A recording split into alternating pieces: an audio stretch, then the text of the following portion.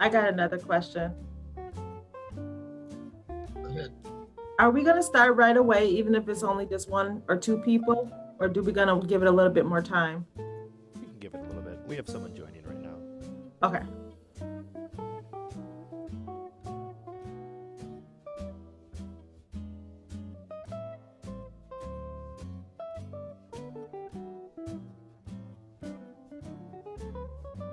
I'm just welcoming anyone that just joined us. We are waiting for a couple other people to join. Thank you for joining us tonight.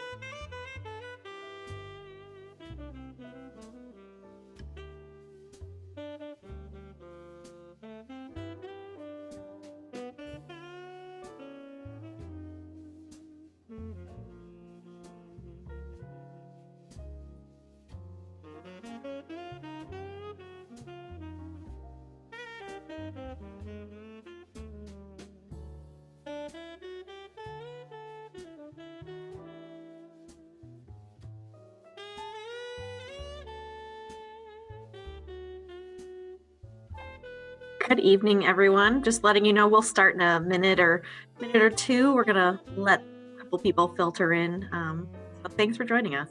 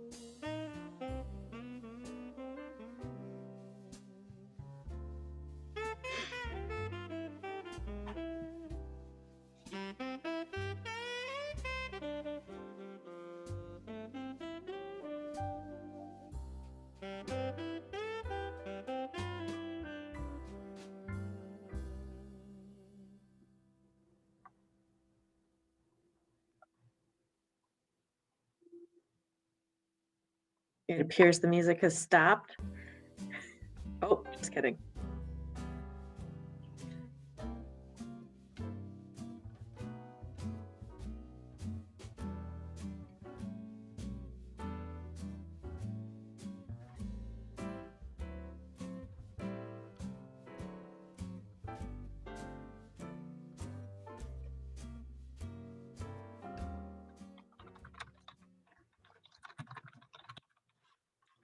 Okay, I'm being prompted that it's time to start.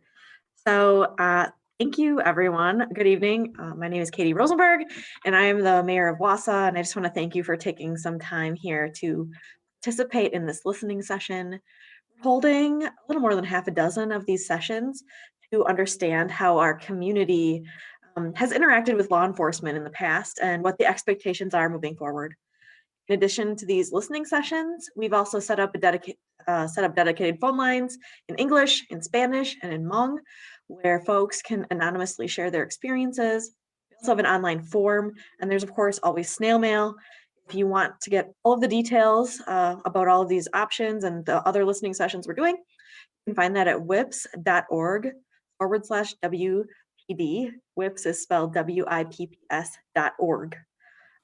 Your comments will be shared with our entire Wausau Policing Task Force, which was created by my office and authorized by the Wausau City Council after Wausau had the largest political demonstration in generations this summer.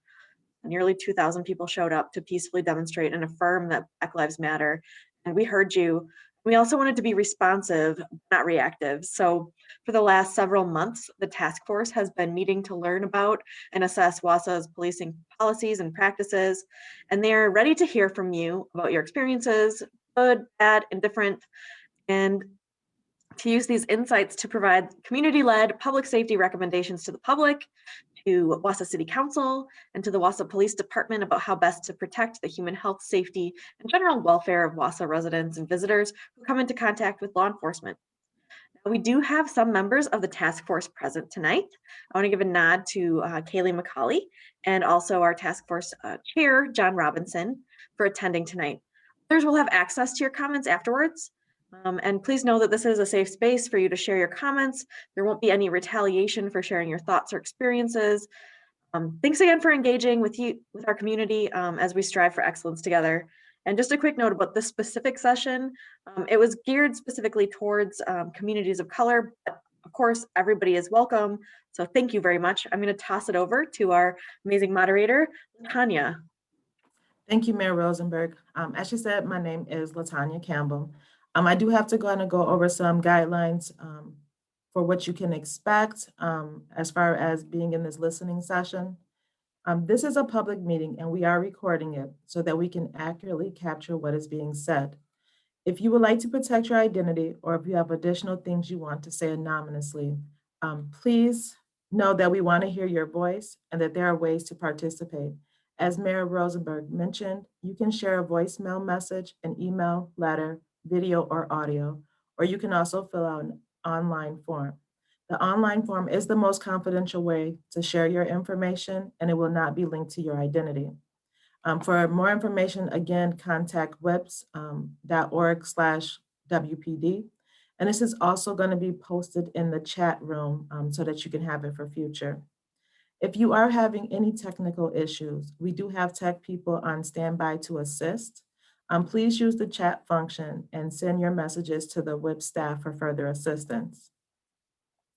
Now, we're in the day and age of Zoom, so if you do choose to, you can keep your camera on or off, it's up to you, but we do ask that you please keep your microphone on mute at all times until the moderator, which is myself, calls on you. If you would like to speak, please use the virtual hand raising feature. Just kind of let you know where it is. You'll see it at the bottom on the right-hand side of your screen. It says reactions. You can click on that and you'll see the hand raising option.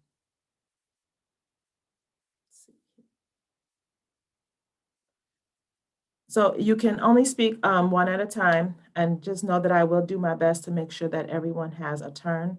If you've already had a chance to speak, I probably won't call on you again right away, just so that everyone else has an option of speaking. If you have additional things that you want to say, you are welcome to write a note and then just remind me prior to us getting off the listening session. We have disabled the chat feature unless you're having technical difficulties and just want to reach one of the web staff. Some ground rules to go over. Please avoid background distractions and stay on mute until I'm able to call on you. Only one person speaking at a time, which should be fine if everyone is on mute. I will try to do my best at calling people, when they decide to raise their hand, but I may have overlooked you, so just please forgive me in advance. No interruptions when someone else is talking. Please keep your remarks, well, it's a smaller group, so you can talk, I guess, as long as you need to say what you need to say. But if we do end up getting a lot more people in, I may have to kind of call on someone else, and know that it's not me trying to be rude, but just trying to listen to everyone else's voice. There are likely to be different opinions and different points of view that is expressed today. Please be respectful of others and their viewpoints. Please speak about your own experience or things you have witnessed, not about stories you have heard from others. Some may choose to share stories that are personal and emotional. You may feel anger, sadness, joy, and so on. These emotions are welcome, and we ask that you have patience with one another as we share these feelings. We also ask that you refrain from personal attacks. Hate speech will not be tolerated, and those who engage in hate speech or personal attacks will be asked kindly to stop making such remarks. And if you don't stop, then we will ask you to leave this space. By staying in this space, you are acknowledging and accepting these ground rules. If you choose not to abide by these ground rules, we invite you to leave this space so that others can participate safely. If you choose to leave, you will still have an opportunity to share your views. You can share your views through one of the other methods that we have mentioned before. And just another side note is I'm going to be listening and facilitating. I may agree or I may disagree. May have experienced similar things, but that's not my role this evening. So it will be just to facilitate this conversation. Tonight, there are 6 questions we would like to respond. We would like you to respond to. When you're called on, you can respond to any one of these 6 questions and provide additional information if you choose to. Excuse me. Our tech crews will periodically post 6 questions in the chat box to remind you. So before we begin, I will just go ahead and read what the questions are so that you're able to kind of start brainstorming what you would like to say. 1, when you think of safety in the city of Wausau, what are the most urgent priorities in your opinion and why? 2, what are the current strengths of the Wausau Police Department, if any? 3, what concerns do you have about Wausau Police Department, if any? 4, please describe specific experiences or interactions, if any, have you personally had with Wausau law enforcement, positive, negative, or both? 5, is there anything you would like Wausau Police Department to change in the way it conducts law enforcement? And if so, why are these changes important to you? And then finally, the 6th question, is there any further information about policing you would like to share or receive from the city of Wausau?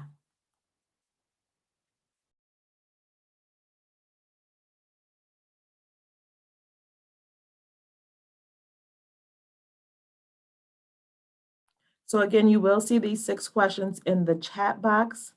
You're more than welcome, with it being a small group, to go ahead and unmute yourself and respond to any one of those particular questions. But if you could let us know which question in particular that you're responding to, it'll help with the note taker.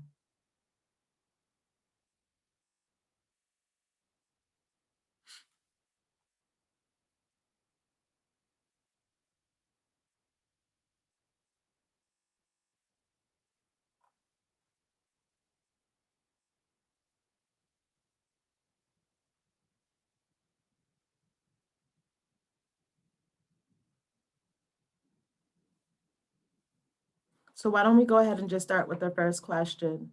When you think of safety in the city of Wausau, what are your most urgent priorities, in your opinion, and why?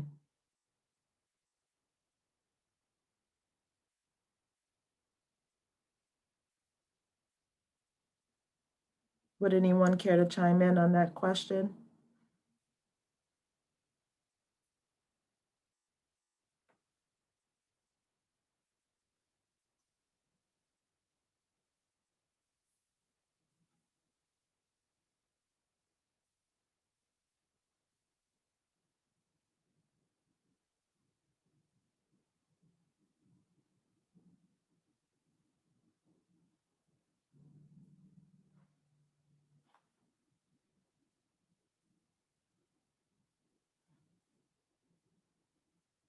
Were you guys still thinking, needing time?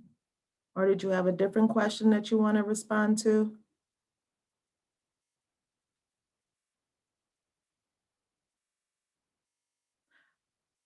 What are the current strengths of Wausau Police Department, if any?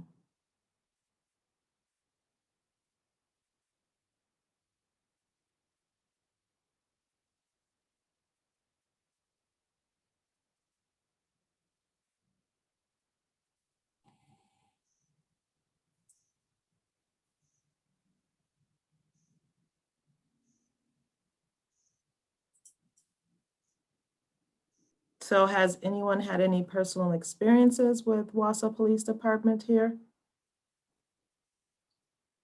Tanya, could we just ask the technical person to make sure that people can unmute themselves?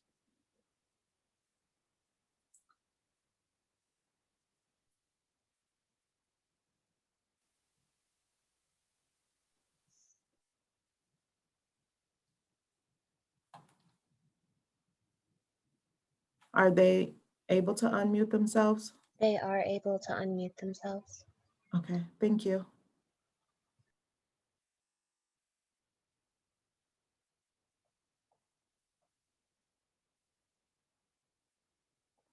So is there any information about the policing that you would like to share with the Wausau Police Department?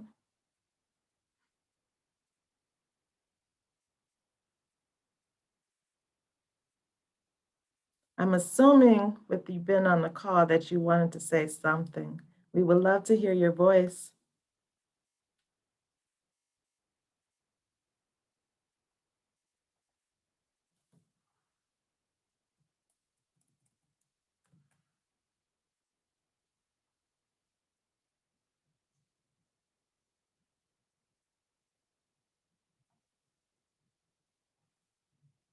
Is everyone able to see the questions in the chat box?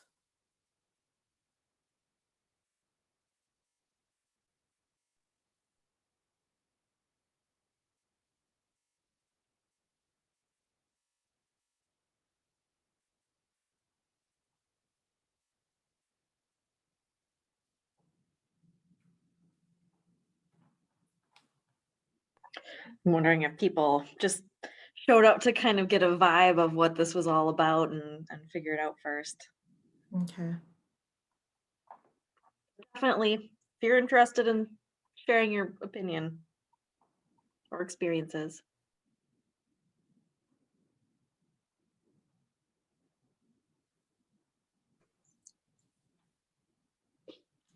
How you doing? This is Chris, Northleaf. Hi, Chris. Hi. Hi. Hello. Great job with the book deal, Shorty. Yep. I don't know if my question can, fits into what you're saying, but my concern is more about the lack of Black and brown policemen and police women within the police force itself. And because I don't know if there's a big problem in other areas, but I do know that that is a disconnect between our community and the police force. So what would, Go I'm ahead. sorry. What would you say that disconnect looks like? Well, it's the same dynamic, whereas we don't know how to build any kind of bond. And I don't know if that'll make it better that there are Black policemen, but what it do is offer more opportunities for the Black community to reach out to their own community and bring them in. We have a hard time just reaching across the aisle. So often we need to have people that helps us to walk that road to the other side. Just like you need policemen to represent themselves to the Black community, you also need to have that Black representation as well. So, and the effort being put into that is my concern.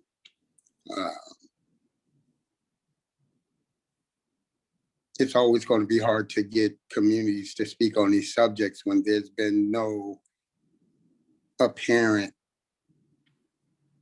history of working at it. So, it's a good thing that it started now, but that's where we are, and unfortunately that is part of breaking down these walls, and that's breaking down these, in principle, all white established institutions, schools, police, but we're talking about police here. So in the area of policing and the higher ups as well. So if I'm hearing you correctly, you like to see more representation of people of color within the law enforcement and their ranking, so we can build better rapport? Well, it's better report, but I'm a socially and economically thinking person. And, you know, it's also an economically sound thing for the Black community also to participate in. And that's city jobs that are sound and a part of the community long term. You know, you don't know how long a restaurant gonna be there, but I got a feeling police and schools got long term uh, investments ahead of them. So, you know, it's important that we play roles in these infrastructures as well. Okay. Have you had any personal experiences or interactions with Wausau Police Department? You mean myself? Mm-hmm. Yes. Oh, well, I mean, I guess for me, I haven't had any interest, I mean, any experiences with them except the ones I've had with Ben or other policemen I've come to know. I haven't had a lot of interactions with them. I don't even know if that's some place you're actually at to even be talking about, because I think that's down the road, getting people to open up about whether or not police are bad or good to them. I mean, Mhm. I'd imagine you'll get more information from people who are able to speak without having to fear retaliation of some sort. You Right. know, um, There is a confidential way of being able to provide that information so that they don't have your identity through the online, like through the surveys and stuff. that's good. That's good. Like I said, that's not really something I mean, I guess if we had some problems with that, that would have been come to the surface in a serious way. And maybe police know about the complaints they get more than we do. So, because they Right. get them in an accumulative volume. So they could probably speak to how many complaints they get and what the complaints are better than I could.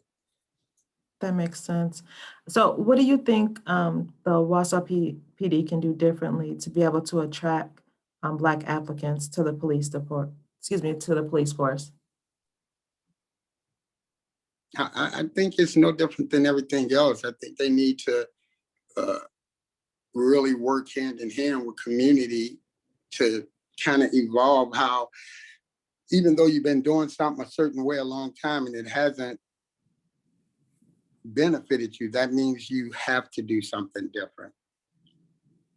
You have to make some difference. And so we don't really know what they do to recruit and how they Right. go about it, but it's clearly not creating the type of interest, at least that they say that they would like in the police force. And I don't have a reason to necessarily doubt them. So maybe we just got to look at how you're going about it and who you're trying to reach out to, and whether or not we got the necessary cognitive relationships to accomplish that goal. Right.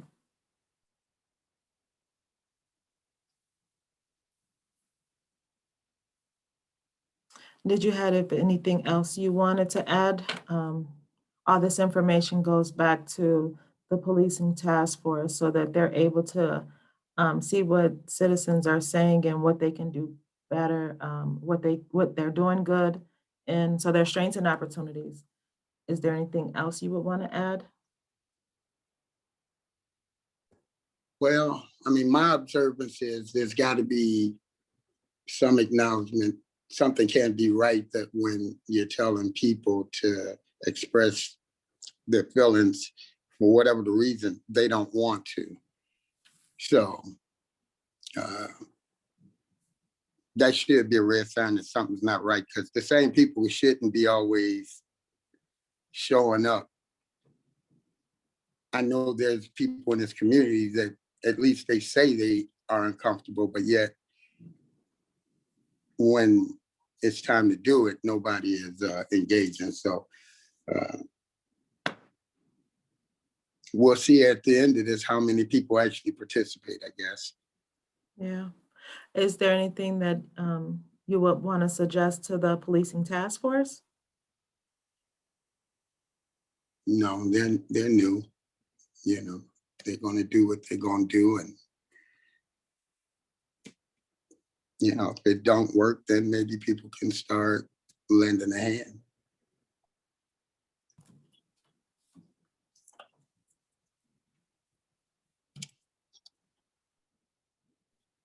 I Well, I mean, appreciate. they got information, that's what I'm saying. They have all the information Mhm. necessary to Right. make the decisions they really need to make, you know. So yeah, Well, I appreciate your feedback.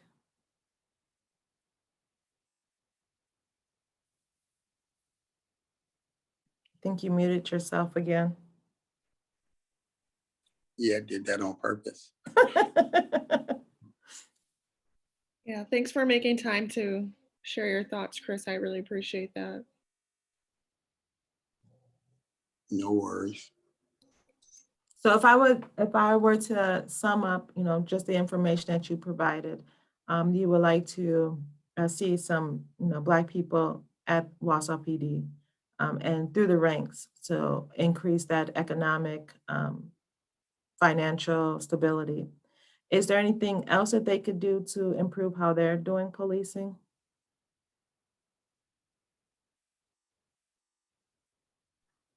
Well, I guess that's part of the problem because, you know, I can only speak for myself. So in the long run, if there is problems, other people would have to speak up on it, you know, on their own independently. As you said, tell your own stories. So Mhm. people need to tell their own stories. Uh, to be honest, I haven't seen a lot of bad policing. So, I mean, as far as that goes, I haven't seen it and I haven't heard a lot of, at least coming to me about mistreatment, you know, being overly aggressive. I haven't heard a lot of that. So some things are national and some things are local. And locally, I think we just got a different mindset that we got to break up opposed to, you know, the real aggressive policemen in other cities. So so you don't really have any additional opportunities outside of hiring Black officers. What strengths would you say the Wausau Police Department have? Well, I mean, you could argue, but for me, I think it is a strength that they're even embarking on this type of committee or movement without having something happen here. It's a positive step, whether people like the way it goes down or not. The only way you're going to improve things is get involved. So Mhm. at least they're leaving the door open for community to get involved at this point. Right. So you got to have some respect for that because they are opening themselves up to criticism and to be judged by people who might not necessarily have a love for police. So Right. that's to their credit. You got to give them a thumbs up for that activity, you know. I definitely appreciate that feedback.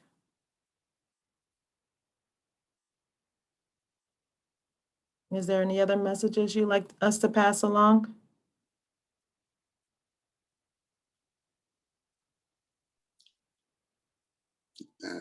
Yeah.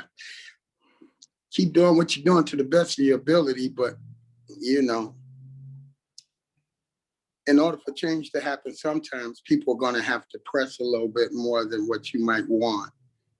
So What does that look like? What does that there's mean? no big guys in this, huh? I said, what does that look like? Pressing a little bit more. Yeah, I mean, sometimes you just never know how that's going to work itself out, you know? Uh, you never know how it's going. It depends on how well we work together and how much resistance we incur down the road, you know? Uh, I believe we just got to be willing to go through the ups and downs of changing and being a better community. It's not going to always be easy street and always go really smoothly. It would be nice, but you know, you also got to prepare yourself for hard questions that's going to create some ripples. so. Right.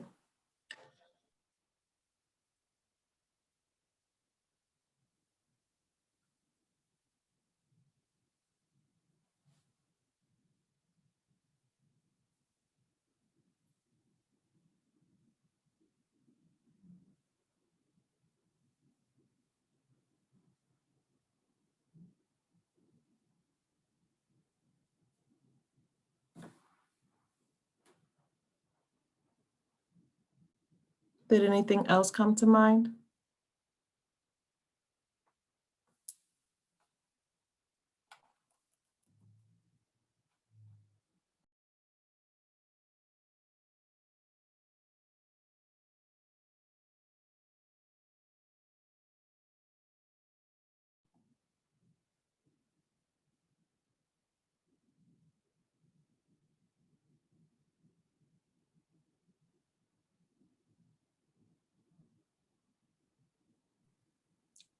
Tell Eric Giordano to say whatever he got to say. Eric, I think you got called out. I just wanted to thank him. That's all. Thank you.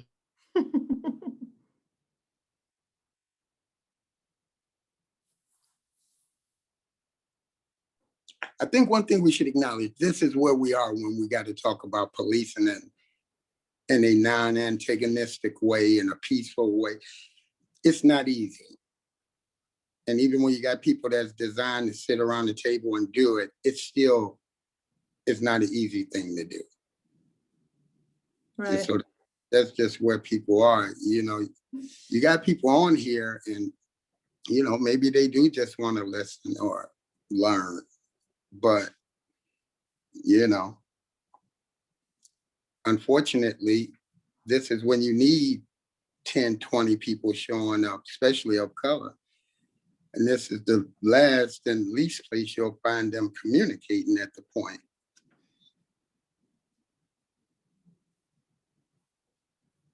Do you have any other suggestions on how to get more people of color engaged to have these conversations so that Wausau Police Department, know what their strengths are, know what opportunities that they have?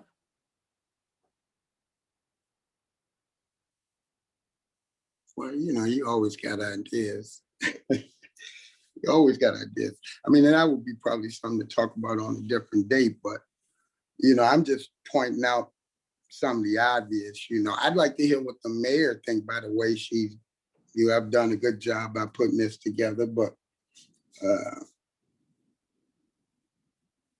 what she think about, where we are. I don't have a problem sharing, especially since we're a small group and I don't feel like I'm cutting anybody off.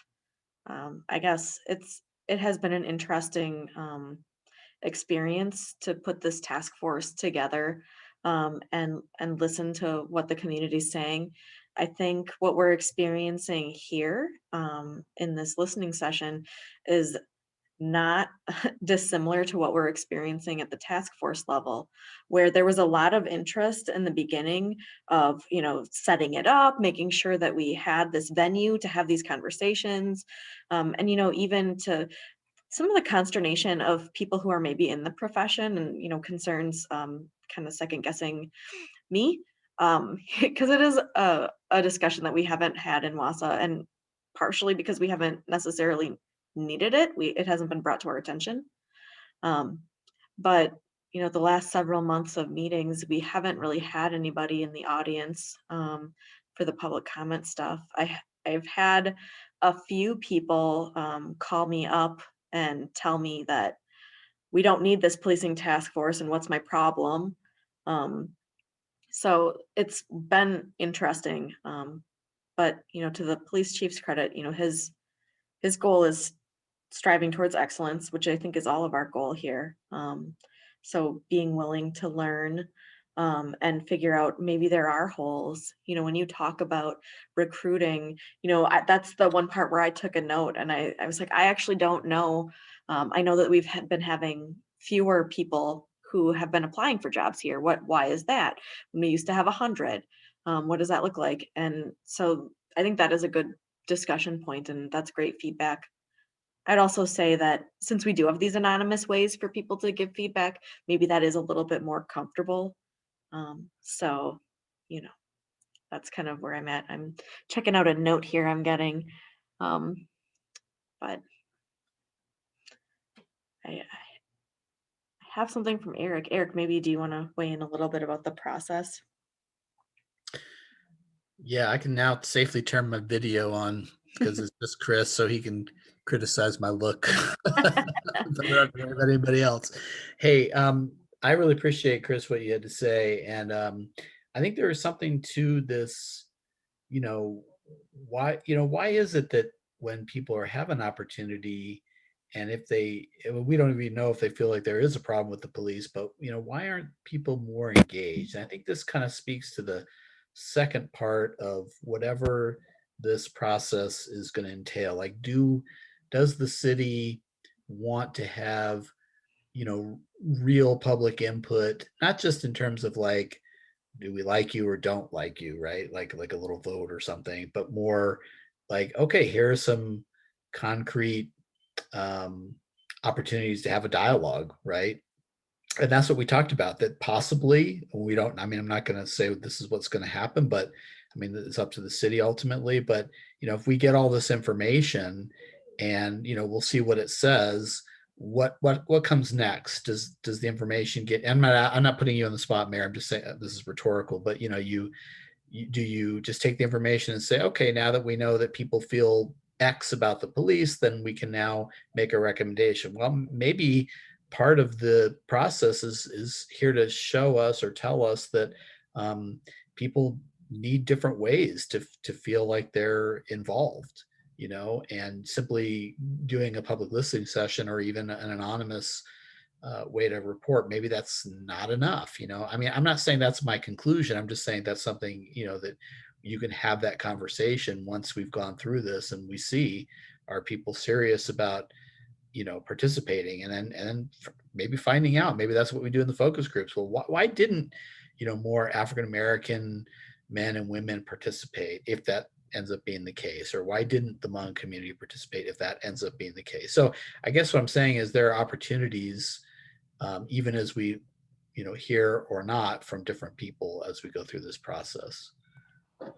Yeah, I think you're right too, because there does seem to be a role for groups like, and we very specifically didn't have police here in this session, so that people could feel maybe a little bit more relaxed if that was what they needed. But maybe there's something needed for smaller groups to do this outside of us.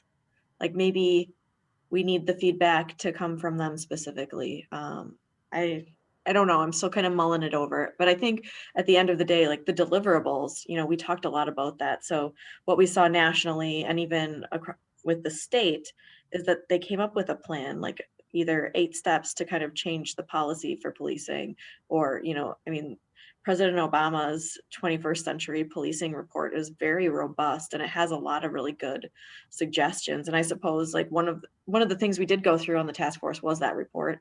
And I suppose we could have just looked at that and said, all right, which one of these things do we want to implement, or which 12. Um, but we wanted to make sure it was the right stuff for Wausau too. So Like, what if you find out, like, after going through this? I really appreciated what Chris said, because Chris has been an activist in the community. I mean, if there's any metaphorical dead bodies buried, right, Chris is going to have his ear to the ground on at least some of that.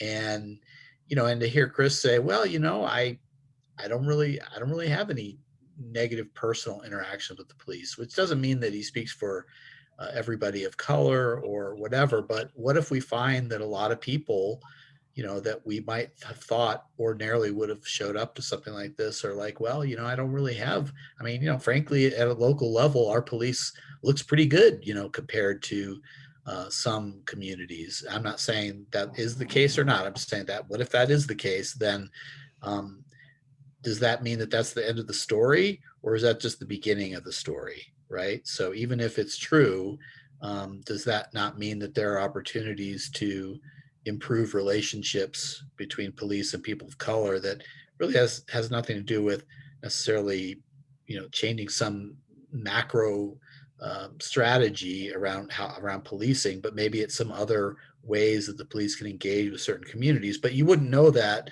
just by having necessarily this session. It might take something more than that. It might take a more concerted effort, a more dialogue oriented type process. I'm just throwing that out there as an idea. Like I would ask Latanya as an example. Latanya, I know you're taking out of your moderator role, but what would be your opinion about why more people of color might not come to an event like this? I guess I'm wondering if they knew that it was happening, if they felt safe with still participating. I'm wondering if they felt like it even mattered. Um,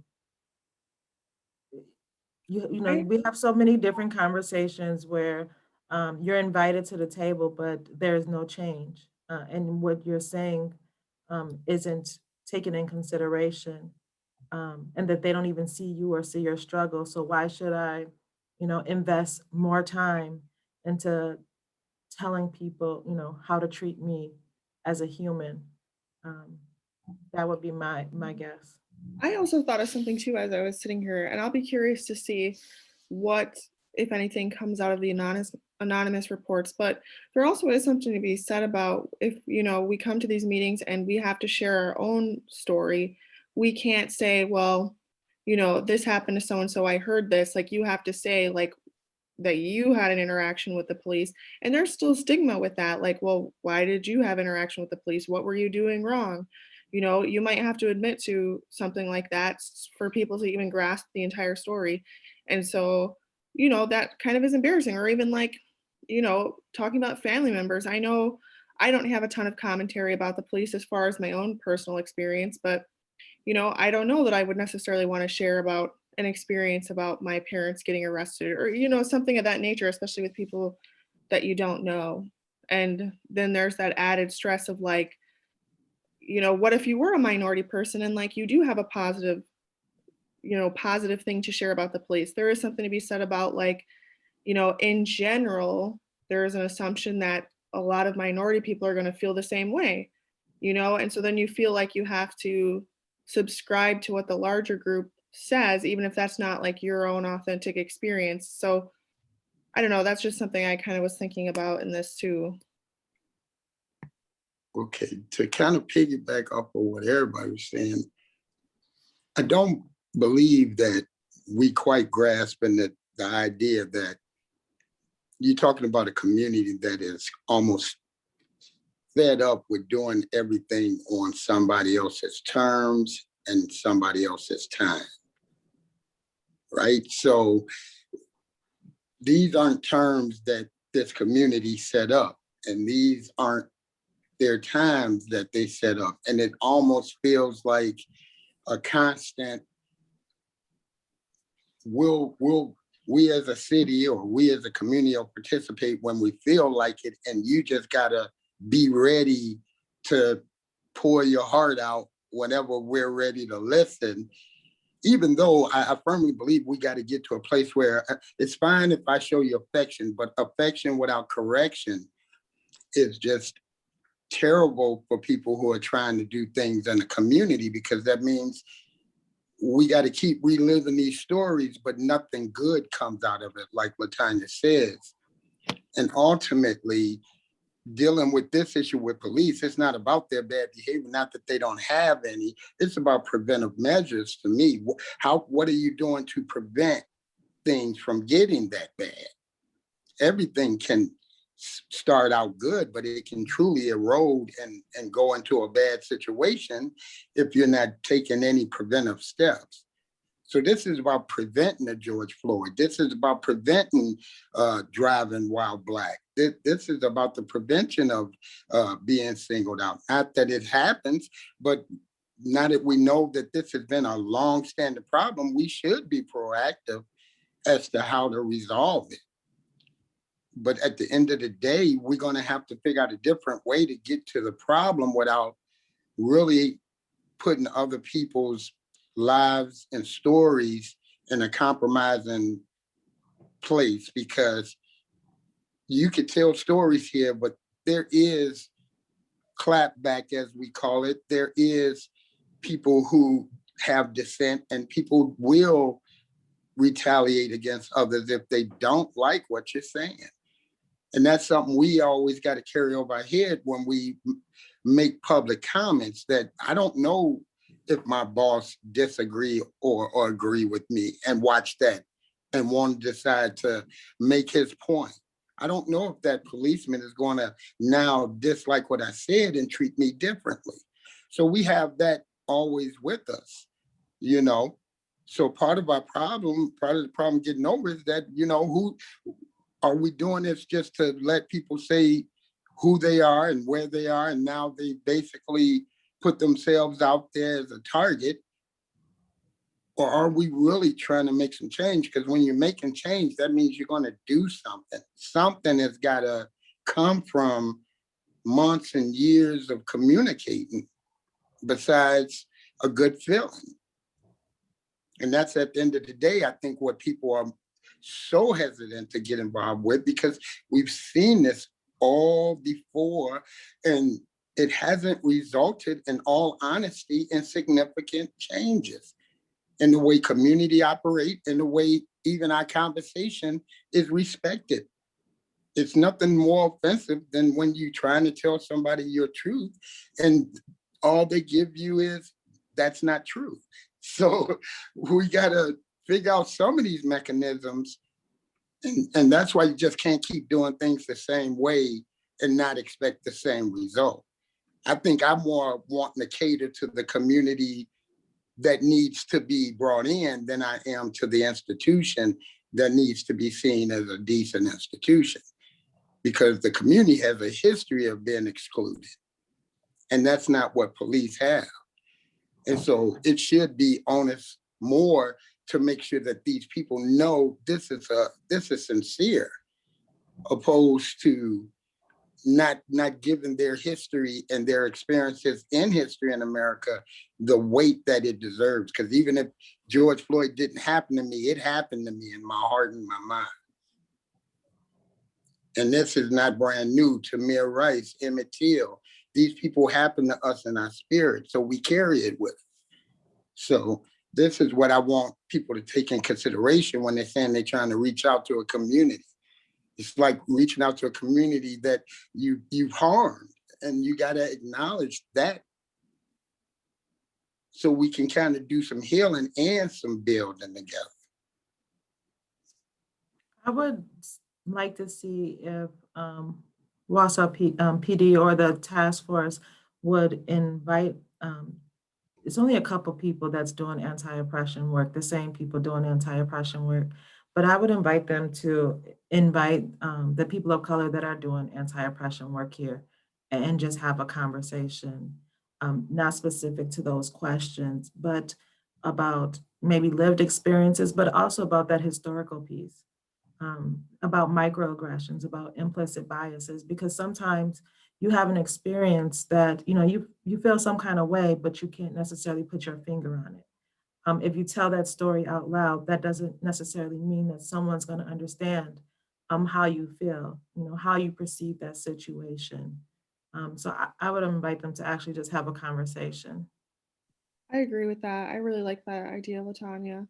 And like even something I was thinking about here, I mean, so I work in the psychiatric hospital and I've worked with patients on, you know, numerous instances where they've discussed with me like times where they were upset with the police or upset with how they were handled in regards to getting to North Central, or what have you. And it's like, it's not that I don't think that they don't care about things like this, but like when you're in a situation where you're worried about like your own mental health crisis, like I'm sorry, like getting on a Zoom meeting is, you know, I understand that's not at the forefront of people's priorities. I mean, it is a different mindset to be on like survival mode. Like, where am I going to stay? How am I going to pay for my services here? How am I going to get my meds? How, like, it's just a different mindset. And so like, that's why I feel like it's so important, you know, just because somebody's not there doesn't mean that they wouldn't want things to be different, you know, and that's why like I feel strongly about being an advocate, because sometimes you just have to speak for people when they can't speak for themselves, you know, or even individuals who are, you know, experiencing mental health issues where they really genuinely cannot have conversations with people in like a linear way. Like, I don't know, we can't put all of the onus on them to have to be able to speak on it. And just in general, like, not everybody's comfortable with speaking in groups anyway, and that's not because they don't have good ideas, they're just not comfortable with it. So I don't know, I hope that anybody who's on this call definitely feels okay to talk, but I also understand why, you know, they wouldn't too. Yeah, that's well said. And I really think that, you know, when we were contemplating listening sessions, I don't know if you guys remember this, and this is all insider baseball stuff, and just this is just, you know, among people who have been looking at this issue, Chris Are included. we gonna stay on record? Um, yeah, I mean, nobody's going to see this except for us. So unless you guys want me to stop, we can stop. No, I'm just asking. These are public records. Okay. Well, I mean, what I was going to say can be public. I was thinking that, you know, remember when we were first talking about doing a listening session, and I don't remember who suggested it, doesn't really matter. Well, but maybe we should do a BIPOC, you know, session. And I was like, well, it's not that I'm against that at all, but maybe it needs to be done privately. You know what I'm saying? Like maybe it's not a public event. Maybe it's something that's done, you know, kind of on the side, that's part of the process. But I do think there were some reasons, and I know Ben was very sort of, you know, hey, we really want to get this, you know, in a public way, and I agreed with that, and I still agree in the sense that I think it's important, even if people don't show up, that you have to build some trust. You have to start somewhere. You know, you have to be authentic, and you have to say, you know, we care, and we want to listen. We're going to do it, and we'll build it. And even if nobody comes, we're still, at least, you know, we had the integrity to do it.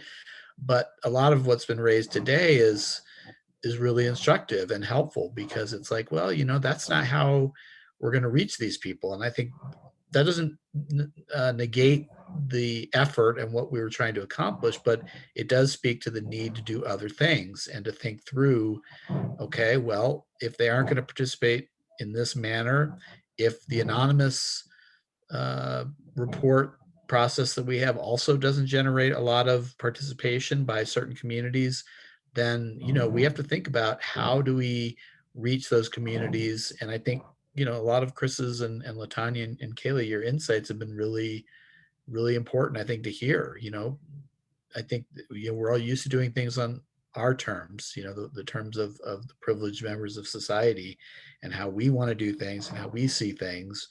And, you know, I just wonder, when I think about the neighborhood just to my, just down the hill from where I live, you know, I've never seen any of those members of the African American community who live in that neighborhood participate in any of the sort of public facing events that we tend to do around these issues. So then the question is, well, how do we understand how people are feeling and why they're feeling that way? And is it that they don't care, or is it, as Kaylee said, that they have other basic needs that are just so much more pressing, right? That this is not anything that they think is going to make a difference. But I think the good news is that these are things that we can, you know, that not only does this process help us to see, and maybe see in not just me, Eric, or Latanya or John Robinson, but maybe helps a larger group of people to see, and that we need to think about some other ways. You know, if we're really going to make improvements, if we're really going to make change, then we have to think a little bit outside the boxes that we're used to thinking in. Sorry, I'm rambling, I know.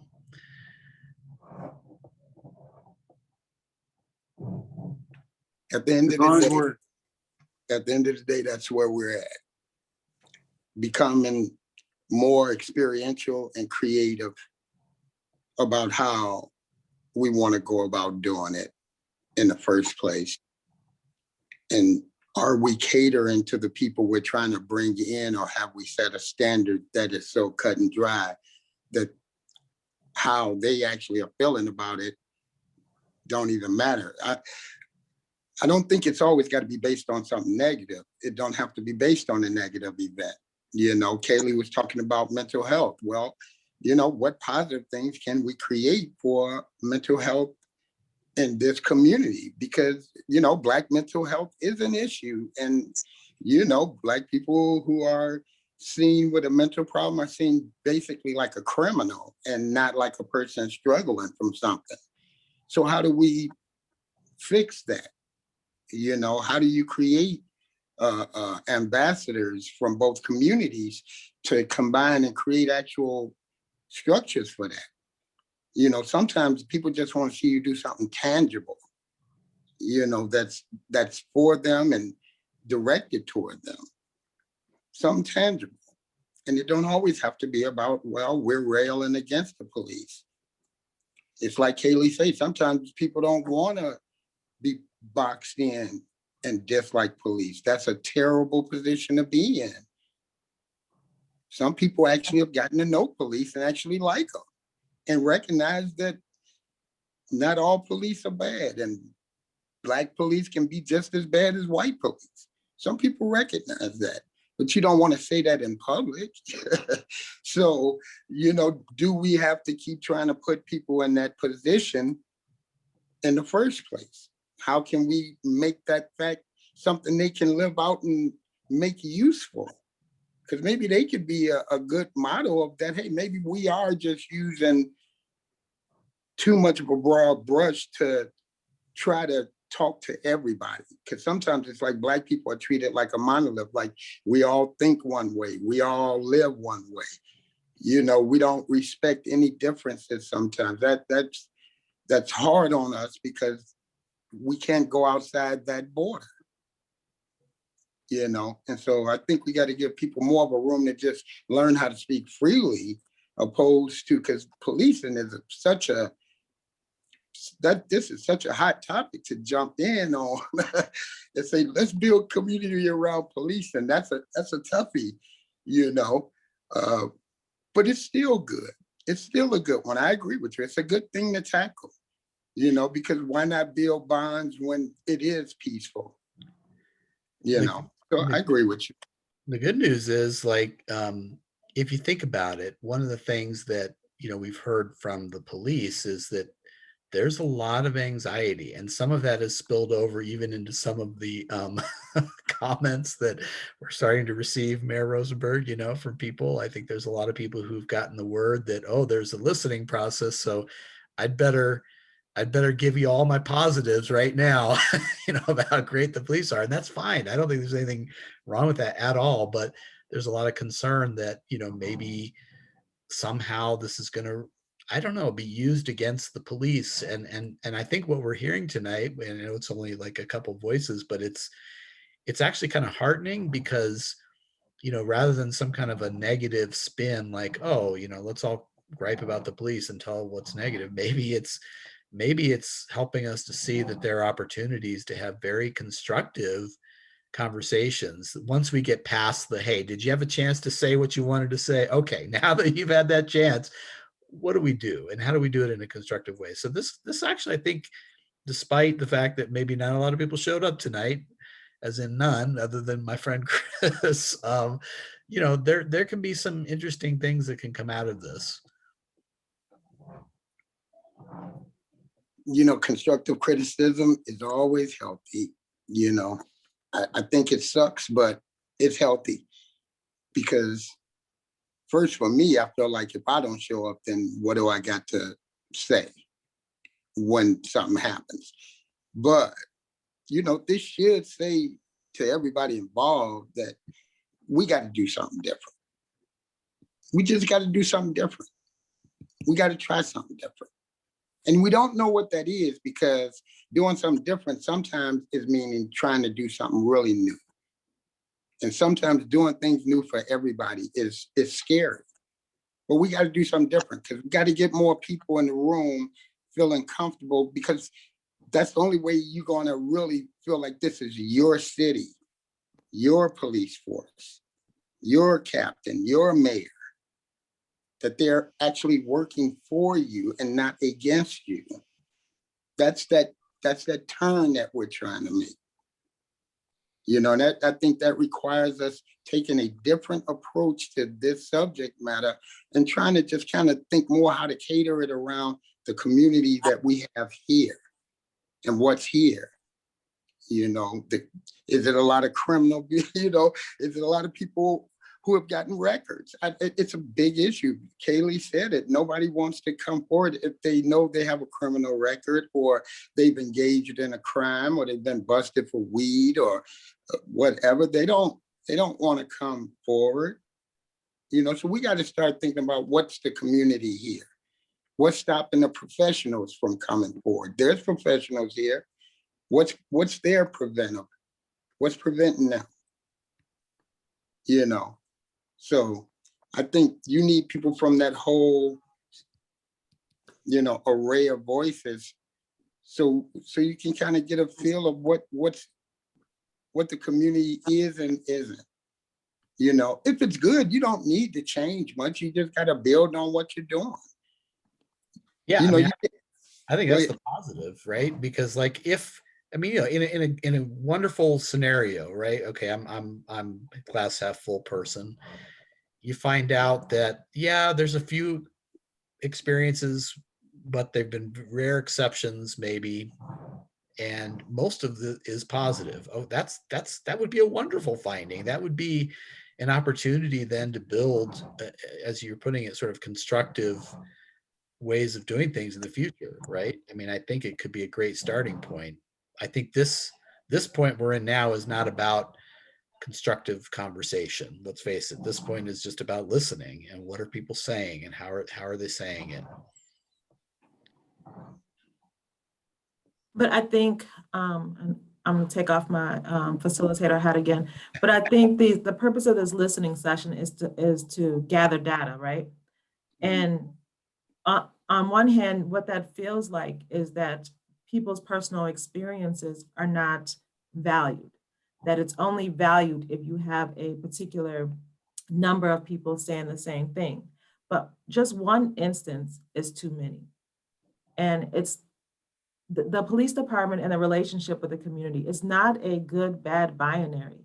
And I think if there's some way that we can get that message out to the police department and to the community, that is not a good or bad, you know, binary, that it's instant by instant. I don't think anyone in our police department here that I'm aware of intentionally inflicts harm upon community members.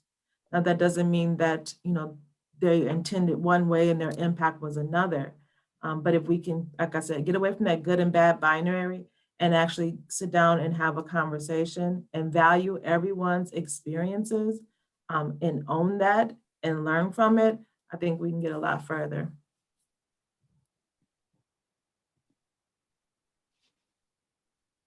I agree with that. Well said, moderator. I asked our moderator, facilitator, or spokesperson. So,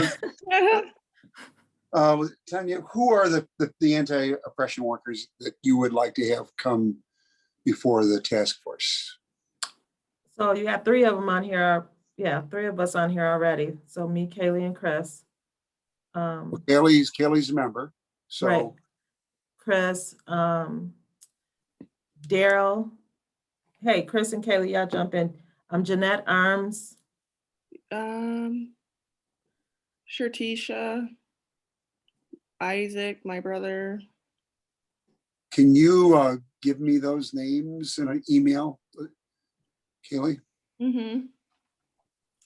And what is their, Jasmine, maybe. Because I just think it's important, because I've talked to some of my friends as far as just like how police have treated them, like if they knew they were trans, things like that. I can, People, I put just gotta together- look at my phone. yeah, I was just gonna say the same thing. I can email Kaylee, the people that I'm thinking of, and if she can get it to you. Yeah, that would be just fine. If you text me, I'll get right on that, Tanya. Just as in FYI, and Chris, for your benefit, but getting back to what Kaylee had raised is, our next meeting is going to focus in, which is March 15th, on what we learned from these listening sessions and all the public input. We're also going to look at both the Wisconsin Professional Police Association's Blueprint for Change, and then go back and revisit the policing in the 21st century, look at what the best practices are, or recommendations are. But we want to begin to start the discussion on the whole issue of social needs, mental health, homelessness, trauma, in it, how it impacts the community, and particularly how it impacts policing. So we would welcome opportunities or encourage participation at that time. And all of our meetings are open to the public. So we encourage people to come, whether it's on the agenda or not. People can make comments that can drive future discussions, but we will be trying to frame how we go about it, collecting input, information, and opportunities to address those issues in the upcoming months.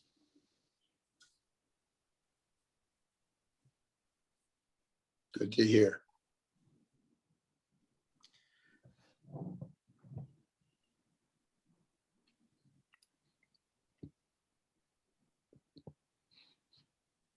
Well, does anybody have anything else to add? Otherwise, I suppose we can wrap things up. We want to be respectful of everybody's time. Looks like we don't have any other additional comments. Well, I just want to say thank you, Chris, for being brave and sharing your thoughts. You were the lone guy, but you did a really great job expressing your thoughts, and so I really appreciate that. And if anybody else was on the call, who took the time to listen, I appreciate that too. I think it's important for people to engage, even if you are just listening. And so on behalf of the Police Task Force, I want to thank you guys for your time. And we really do appreciate your comments. Everything that was said was recorded. And so we'll make sure that we look these over and really consider them as we're developing recommendations on how to improve policing here in Wausau. Because we know how important that this is, because this improves people's safety and their health and their well-being. And so we want to make sure that we're diligent in including everybody's perspective. And so for you, Chris, I guess I just want to let you know once more that there are other methods for people to share their ideas. So if you happen to know any other folks who maybe weren't here tonight, but definitely want their thoughts included, encourage them to go on the WHIP's website, because that is where there's more information about the phone number to call, to leave a voicemail, emails, and the other methodologies that people can use to be able to do things in a more anonymous fashion. And so, and I know, I'm pretty sure we have in the chat the WHIP's website too. But yeah, I think that's all I have to add. Well, since we're informal, Latanya, just want to say thank you so much for agreeing to do this tonight and taking your time. Really appreciate it. You're welcome. And taking your moderator hat off, that was very helpful too at times. Thank you so I much. was looking at, I'm like, my guideline says no. Well, it's a big group, you know what I'm saying. Chris, echo all the Kaylee's comments. Thanks so much. Really appreciate Thank you so much. being here. Yeah, thanks for hosting it. Okay, everybody, have a good night. Bye. Have a good night, everybody. So there's nothing in the chat box. Do y'all still want me to stay on here and tell you that? Nope. You should be all good. I think it was just, as long as he didn't send you any private messages, things that he No. didn't want to say publicly. But, for it only being him, I thought it went really well. And I think you adjusted well to having to be more informal and getting more out of him. So I think it, Yeah, it worked. I think that I just don't. I hope you guys aren't like too terribly disappointed, because I think when we were